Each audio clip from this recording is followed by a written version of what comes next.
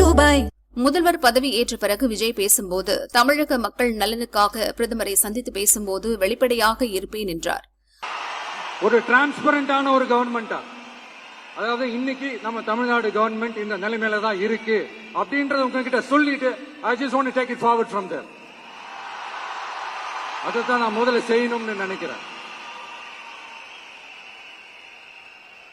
தமிழ்நாடு பொறுத்த வரைக்கும் இப்ப யாரையாவது போய் ஏதாவது சந்திக்கணும் அப்படின்னா இந்த மூஞ்ச மூடிக்கிட்டு போய் சந்திக்கிறதோ,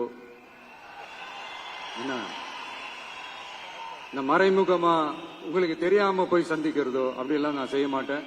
எதுவா இருந்தாலும் வெளிப்படையாக ஒளிவு மறைவு இல்லாம தான் நான் செய்வேன். இவ்வளவு பெரிய ஒரு பொறுப்பை என் கையில கொடுத்திருக்கிறீங்க. அதே நேரத்தில் எனக்கு கொஞ்சம் அவகாசமும் நீங்க கொடுக்கணும்னு நான் ரிக்வெஸ்ட் பண்ணி கேட்டுக்கிறேன். முதல்வராக பதவியேற்றதும் விஜய்க்கு பிரதமர் மோடி வாழ்த்து தெரிவித்தார். அவர் தமிழில் வெளியிட்டுள்ள பதிவில் கூறியிருப்பதாவது: தமிழக முதல்வராக பதவியேற்றுள்ள ஜோசப் விஜய்க்கு வாழ்த்துக்கள். அவரது பதவிக்காலம் சிறப்பானதாக அமைய நல்வாழ்த்துக்கள்.